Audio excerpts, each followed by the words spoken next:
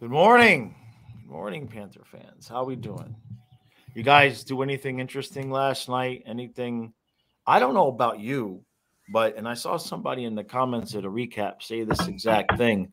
I was chill and relaxed last night, certainly compared to game 6 and 7. I was just like, was there ever a time, Stu, last night where you thought we were going to lose that game? No.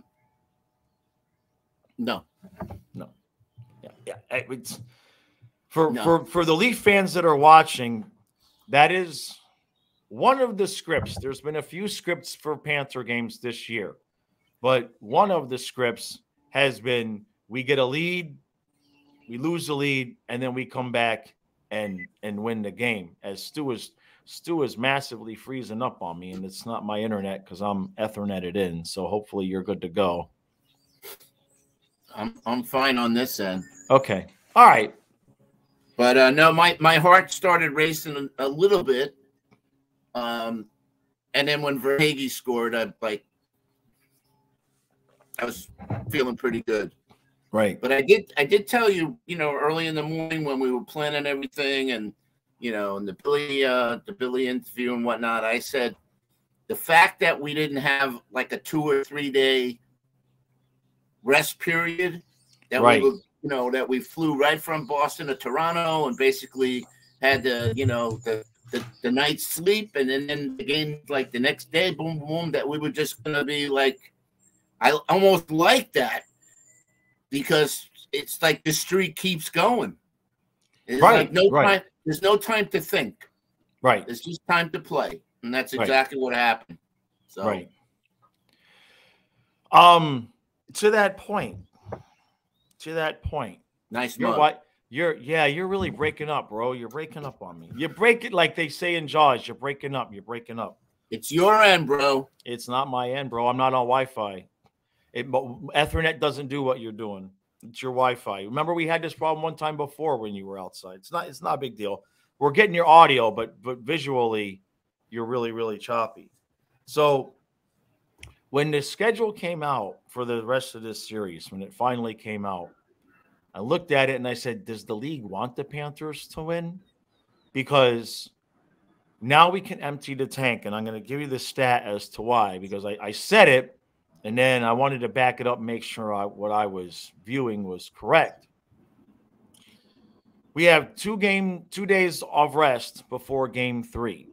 And then we have 2 days of rest before game 4. And the Florida Panthers this season, when coming off at least 2 days of rest, are 13-6. And a couple of those 6 were overtime losses.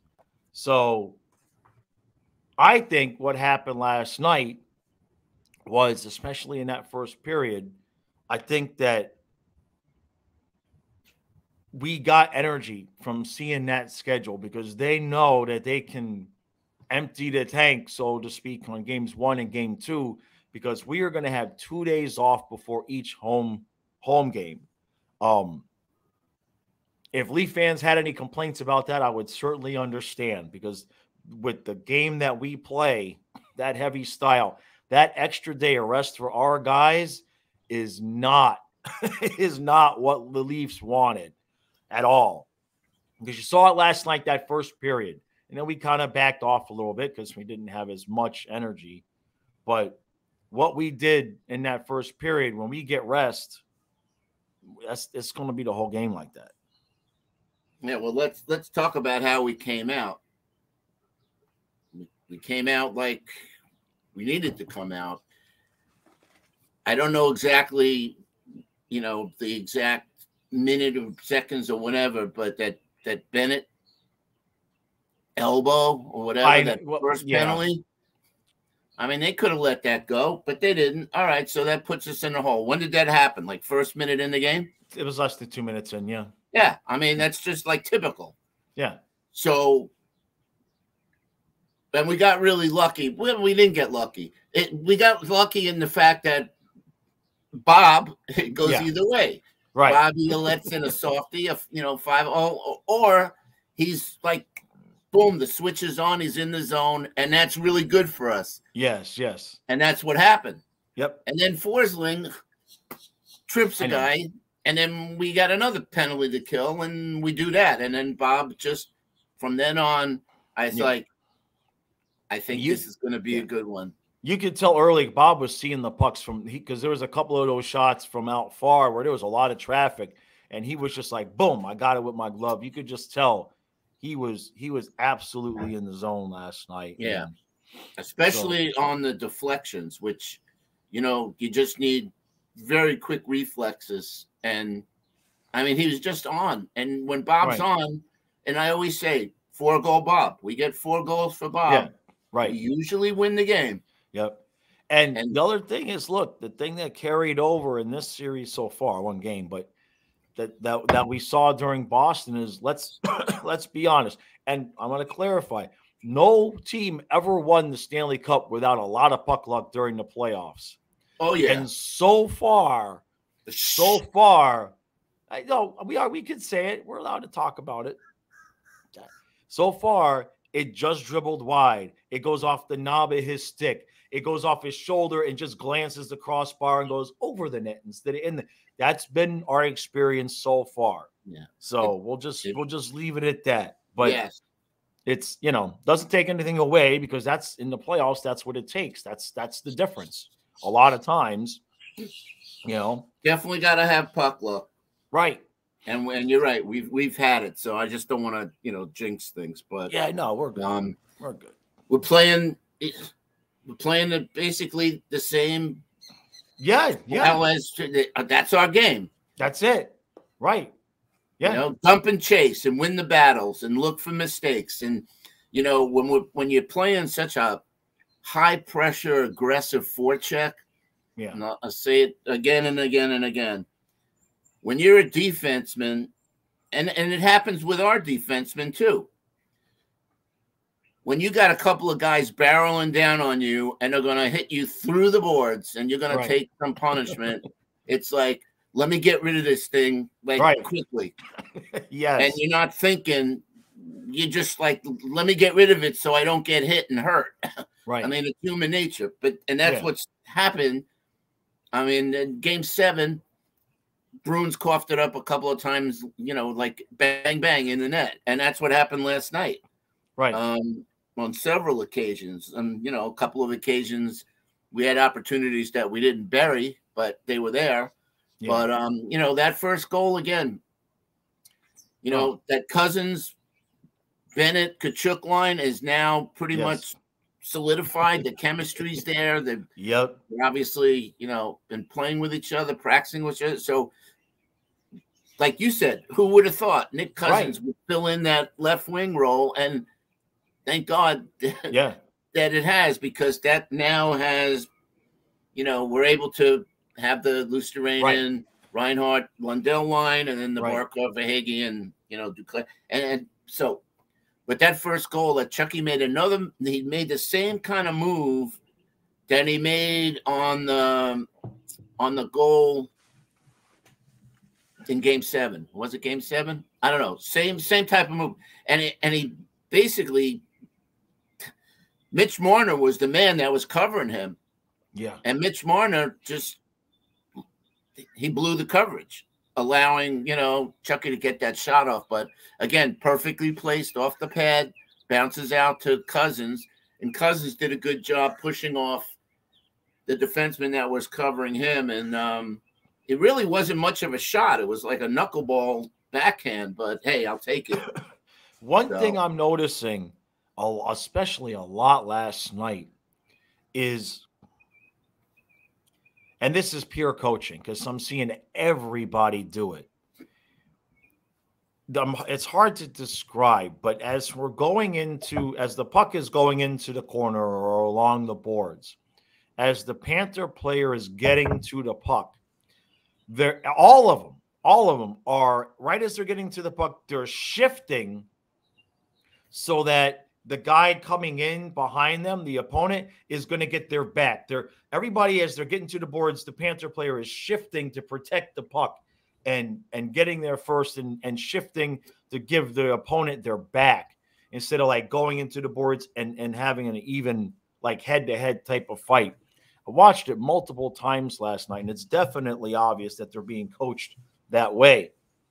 I mean, I saw Duke clearing out rebounds in the crease a couple of times last night. And talk about a guy that looks a lot better. Okay, that's for sure. Totally. And look, I don't want to get ahead because, I said it. We all said it. Don't make too big of a deal of game one because whatever happens, the other team is going to respond.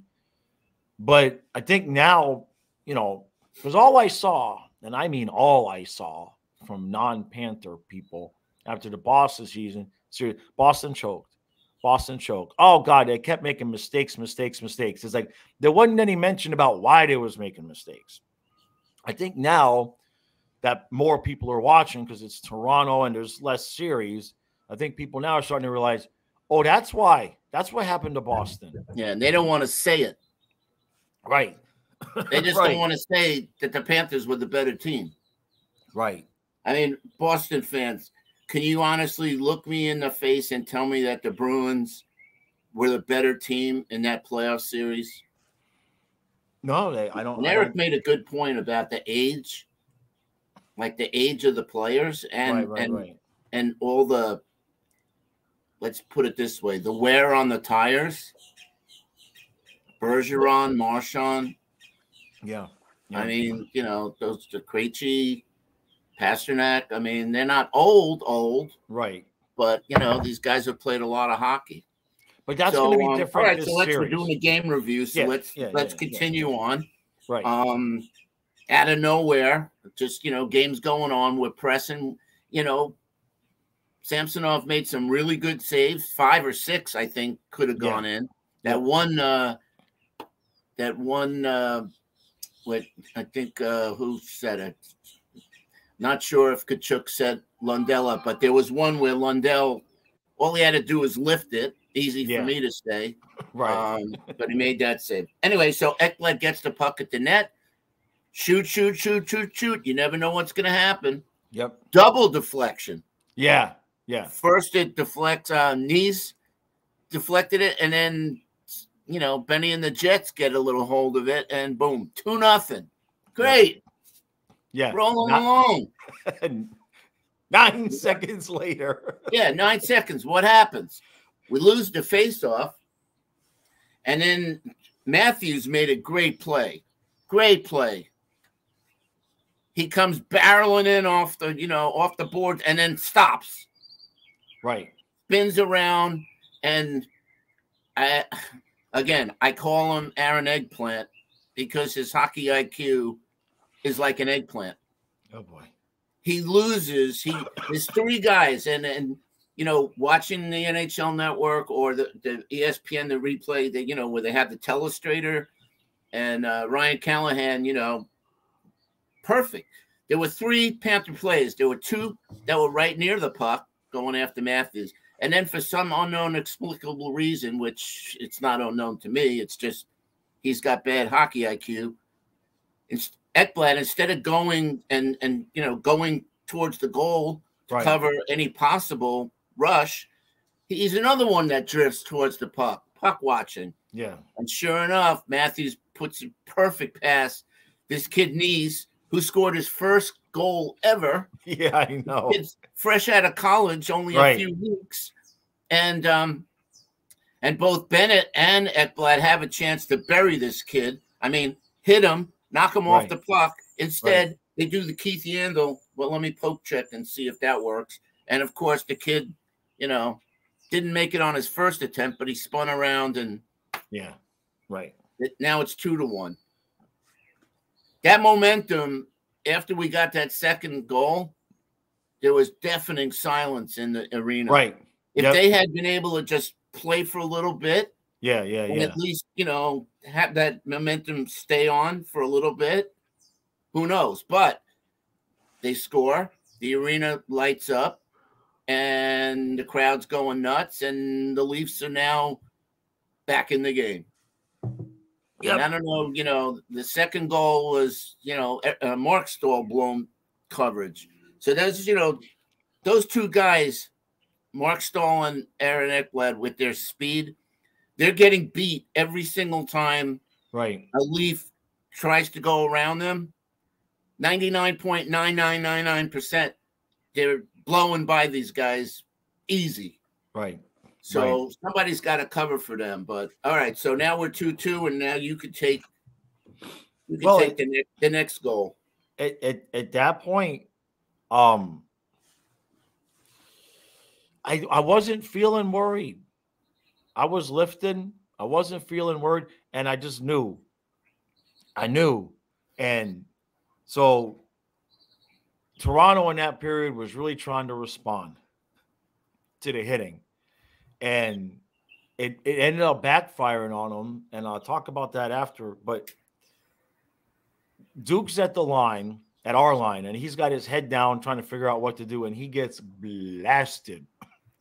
And I don't exactly remember the sequence of events after that, but next thing you know, Duke had the puck on the boards, makes the beautiful pass to Verhaeghe, and Swaggy ain't missing.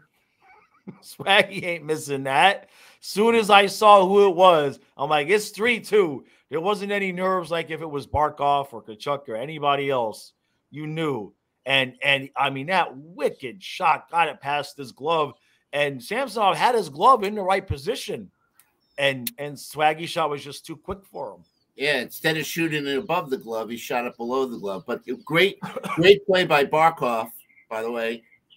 You know, in our zone, but great play by Barkov to get it to Duke. Right. I think it bounced off a Toronto stick back to Duclair, and Duclair did that on another goal earlier in one of the games. Perfect dish to Verhaeghe. But yeah, look, the point I wanted to make about that was Panthers are used to playing that heavy game. Okay. Now, when you start trying to play outside of your comfort zone, when you start trying to respond to what the other team is doing, if you're not used to doing that, like last year when the Panthers were not used to playing playoff hockey, when you start responding, you might make mistakes in your effort to respond to what the other team is doing. And I knew Toronto was going to come out in that second period and try to match the physicality, and they did. But what the Panthers do is more than just this one big hit, and then we go back to playing hockey. We take the hit, but we've got two guys ready and waiting to pounce on a mistake that might happen because of the hit.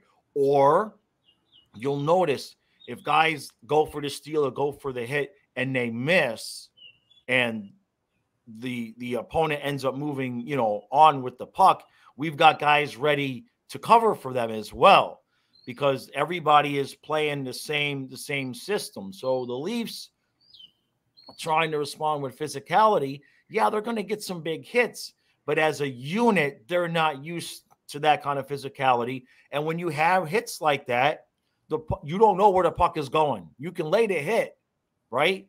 But the puck is going to do weird things, and sometimes it's going to hurt you. But the Panthers have been playing that style for so long now that they've got guys ready and waiting to cover, and they know that puck's going to go who the hell knows where. You're laughing. I'm laughing because you just said we've been playing that style for a while. I know. I mean, the team's 30 years old, and we never used to be a hard-hitting team like we are. In fact, Keith Kachuk said we're a soft team. Right. The day of that Toronto game that turned everything around. Right. So we're definitely not a soft team anymore. No. I mean, look, I watched the Boston guy who does the videos, and I don't know, game 3, game 4, whenever it was, maybe game 5. I'm watching his video, and I'm like, am I in surreal land? Because him and his Boston fans were agreeing with him, saying the Panthers are a dirty team. That the whole thing the Panthers are trying to do is just start fights and get aggravated and call it as dirty. And I didn't even care if it was true or not, because I was just laughing at our history of all these years of having a reputation. And here's a Boston Bruins fan calling us dirty. I mean, the irony, man, you could get sunk, you could drown in that irony. You know what I'm saying? Yeah, that comes out of frustration because Yeah. they really don't know how to counter it. I mean, instead of like last year, it was wave after wave of rushes, Right, and constant, offensive, goals on the rush type of scenario. right. This year, it's constant forecheck, banging bodies, forecheck, just like relentless. Yeah. On every shift, every player is going full force and trying, basically just trying to knock the hell out of the Right. opposing players. Right, And it's right. It's working. Yeah, I know. It's intimidating. Right. And for fans of other teams that might be watching this video, when we say we've been playing this style for a while now, we're not talking like years. Okay. This gradually happened, but the thing that we're seeing this year that we have not seen from the Panthers since, I'm going to just say 96 at the very least, is they actually elevated their level of play for the playoffs. Like when we beat Washington last year, we just beat them because we were better. We didn't elevate our level of play. We looked like the same. We didn't even look all that good. Yep. You know what I mean? It was the same thing. But this year, we come out against Boston, and I'm like, who the hell are these guys? I mean, they're flying around like maniacs. They literally elevated their level of play. And what I thought kind of got to yesterday was, and it's funny because I said at the beginning of the season, I thought the Leafs were going to be this year's Panthers. And last year's Panthers finally got out of that first round and then couldn't quite figure out how to elevate their level of play. What do we do now? Right. Yeah, exactly. What do we do now? We never won again. Now, I don't think we're going to sweep the Leafs, but there's another level of play, and it's just great. I'm just enjoying watching what Zito and Maurice said over the summer. I'm enjoying it all come to fruition, and I'm really gaining a new respect for Maurice because one thing that him and I have similar is that if he believes in what he's doing, he's going to block out the noise, give him the finger, and be, this is how I'm doing it. This is how I'm doing it. This is how I'm doing it. And right now, look, game two for Toronto, I don't want to get too far ahead. I'm not going to predict the sweep like some people were saying in the comments. But if Toronto don't win game two, we're going to be on 2 days rest, both home games. If Toronto fans, the picture of that first period from last night, we're going to come off 2 days rest. That's going to be all 60 minutes. They will have the juice to go like that all 60 minutes.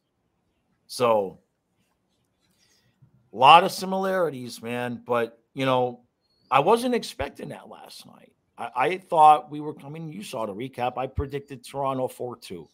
I thought we'd come out and give a good effort, but I kind of figured 3-2 Toronto, then they get the empty netter. We just wouldn't have the gas to finish it off because, we had no rest, like none. I was not expecting them to come out and take it to them the way they did in that first period. And if it wasn't for Samsonov, it would have been 2-3-0 after one. So, but Toronto's go ahead. No, I was going to just say I had a different, opinion or thought or whatever. Again, I was thinking that there's no time to rest and think. There's just time to go out and do. Right. And I knew that if we could, get up early, just come out of the gate on fire like we did. And, right. And it's like game 7, you could see the Panthers wanted. They wanted that game. Right. I'm not going to say more, but yeah, let's just say they wanted it more. And I think at this point in time, this team really believes it could win the cup. Yes, and that is hitting like him. that is like more than half the battle. You're hitting If the you nail believe in on the yourself. head. Nail on the head, man. Because Nobody thinks or thought the Panthers would beat the Bruins. nobody. Let's just say maybe Nobody? 10. Nobody. I'm talking about the hockey world. Hey, look, Especially- well, hold on. Well, I got to tell you, every video I'm finding, I'm seeing the guy making the video. Nobody thought the Panthers were going to win. If somebody thought they were going to win, let me know. And I mean, every video you'll see my comment going, my bracket had, and in my every video I've been dropping that comment. But I'm talking about the professional know. pundits out there. I already mentioned that Mike Rupper and John Tortetti thing where they're analyzing before the playoffs that it was the Penguins and the Islanders, and not. That's why I put that nasty tweet up, because it was disrespectful that they didn't mention the Panthers once. You know, he picked the Leafs in 4, right? What's that? You know, Butcher Gross picked the Leafs in 4. Yeah. I mean, great. That's great. I'm like, so much motivation for the Panthers. Right. They should have blown that up and put it in the locker room. But the bottom line is, even us beating the Bruins, nobody is given, probably still, no, maybe less, but I'd say less than 10% of the so-called know-it-alls in hockey world. Yeah. Did you see? I wanna interrupt you for a second, but this is for you. Did you see? Because I know you love to watch the highlights. Did you see Randy on Bally's post game last night? Yep. I mean, he was fired up, man. Oh yeah. Well, Randy, you know, we were texting, you know, after the game against the Bruins, but we were texting yesterday, and like I said, you know, we had him scheduled to do something with us about 6 o'clock, but Randy had to drive to Tampa. Yeah. Him and Jessica had to use the Bally's Tampa studio, which really was nice looking.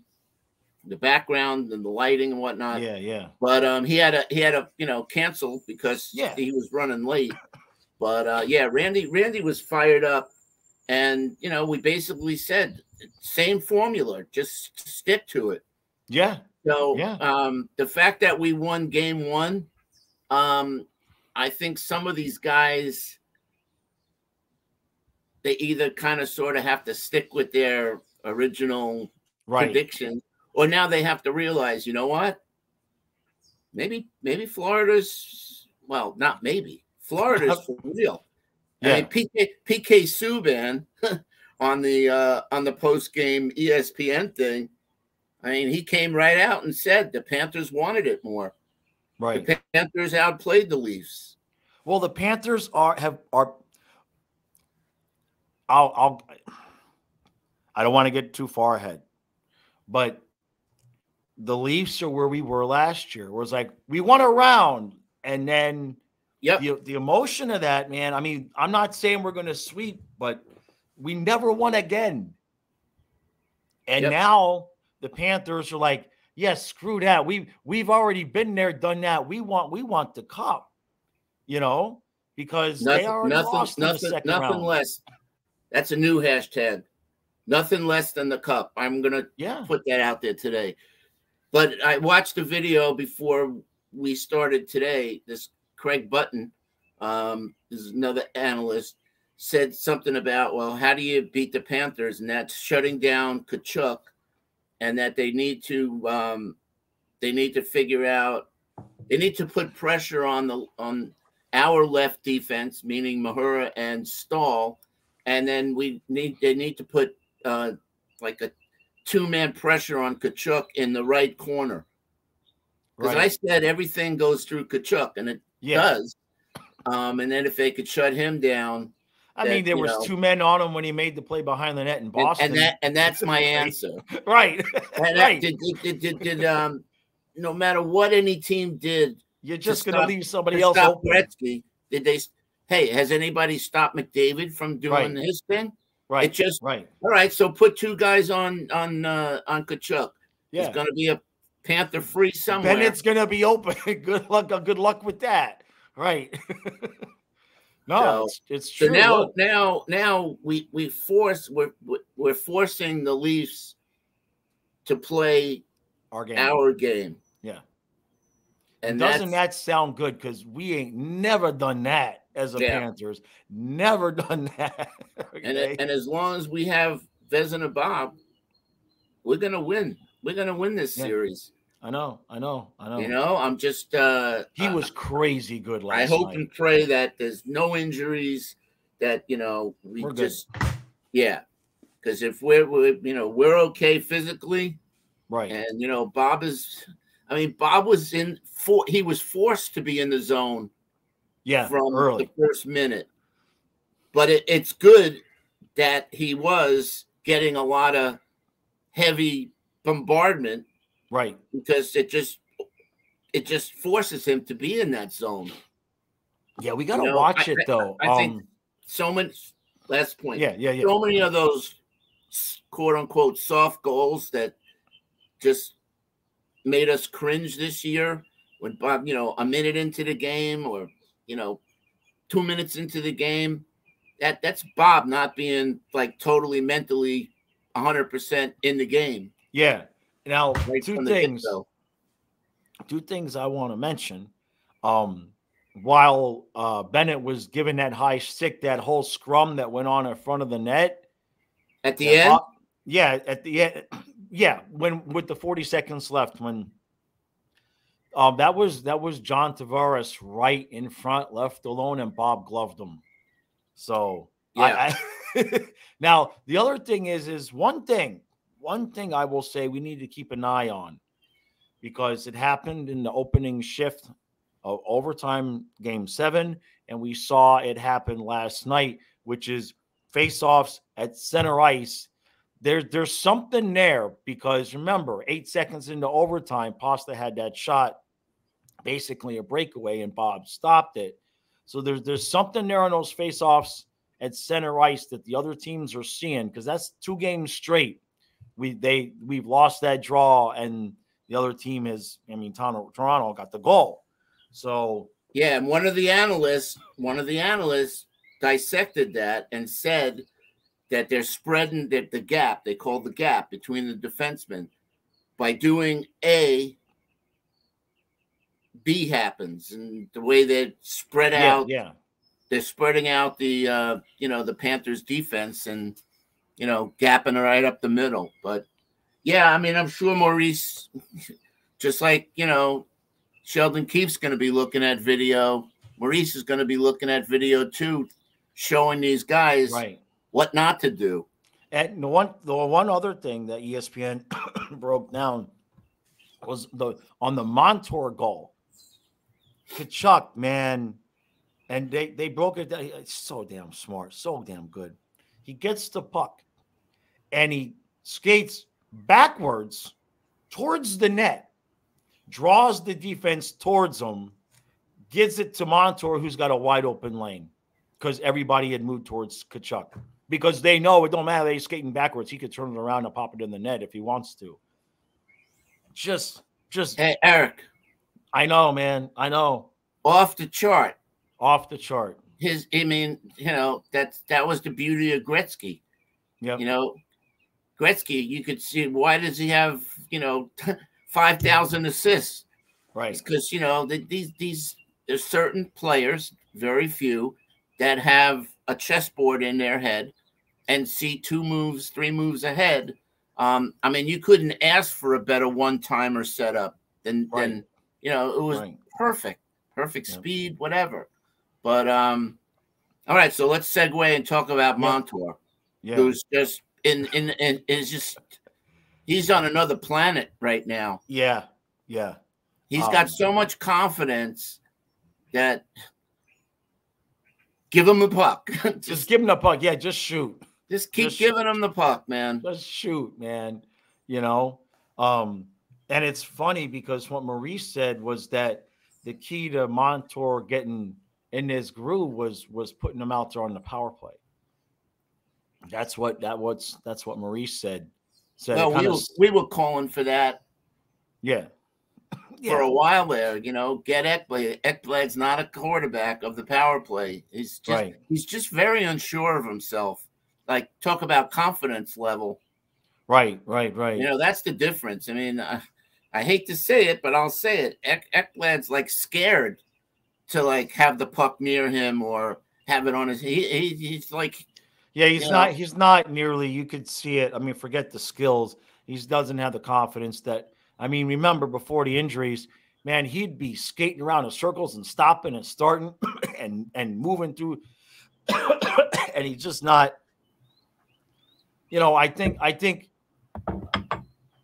look, he's not stupid, okay? He knows that his skill set right now is not what it was, and so I think he's trying to figure out, you know, okay, what can I do? What can I not do? You know what I mean? He's not making mistakes on purpose, and I think he's just figuring out. I have seen him a lot less, you know, how if he's backing up into the zone and the offensive player coming in fumbles the puck, he used to rush towards the puck and try to take it.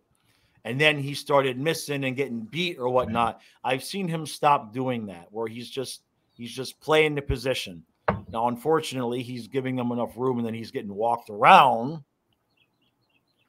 6 of one, half dozen of another, but at least he's there being some sort of hindrance as opposed to skating past the guy, missing, and then the guy having an open shot to get to Bob.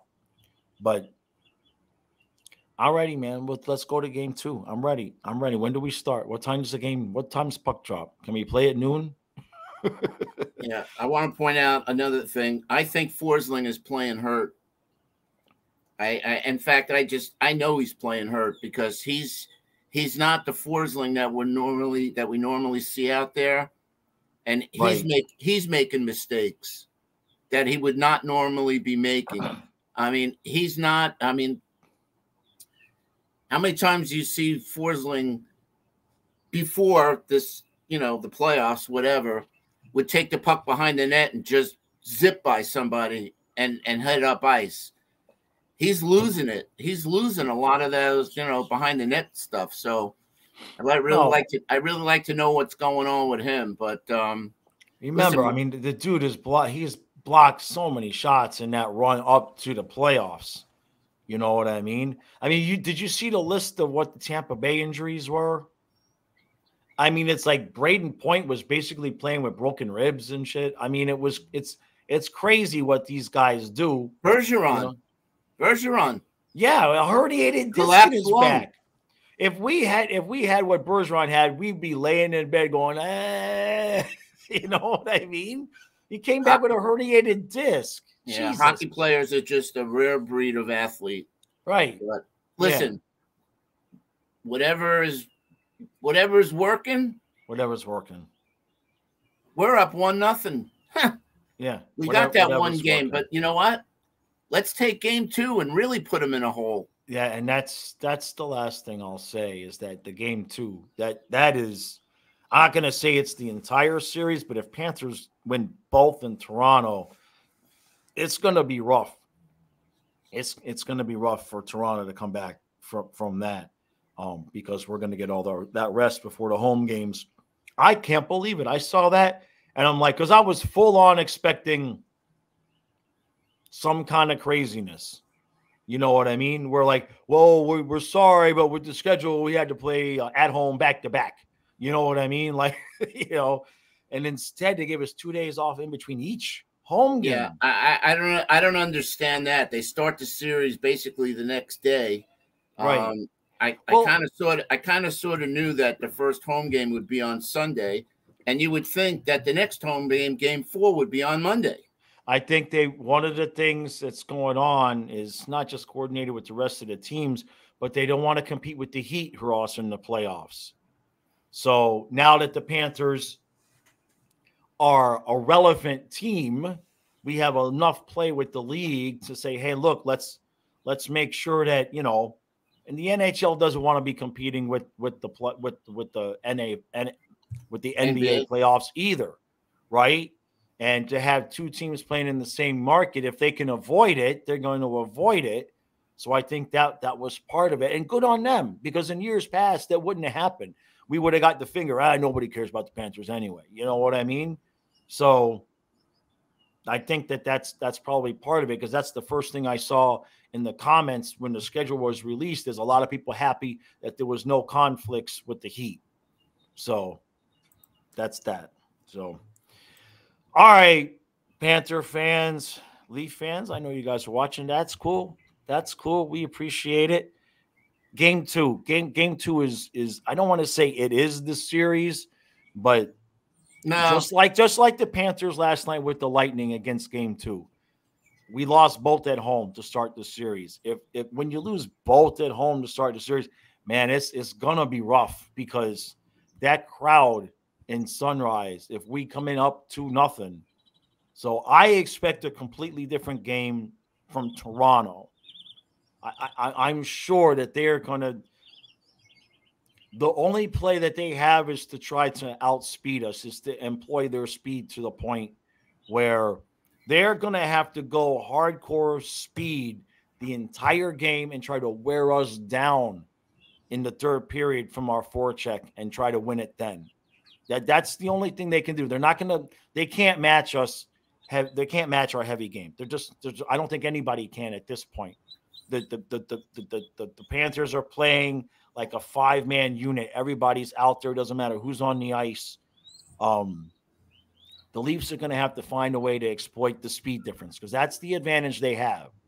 And if they can't do that, this series is going to be over. Just quick. Well, this will be my last comment. And texting with people last night, I brought up the point. Power play.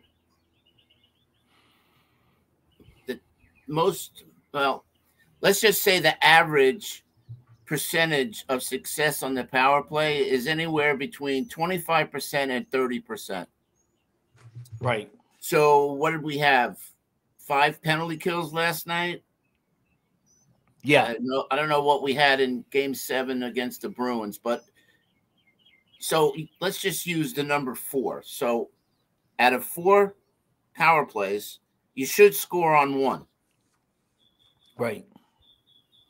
We've been pretty lucky that, the percentages haven't really caught up to where they should be. So in my mind, that's the key to this series, because the Bruins have a great power play, and the Leafs probably have a better power play. Yeah, exactly. And if we keep taking penalties, okay? Right. I don't want to say it, but I'll say it. Eventually, those percentages are going to catch up. Right. And I, hope and pray that that's not our downfall. Right. I really am pissed off that, it was a penalty, but how many times have you seen high sticking penalties on our guys where we draw blood?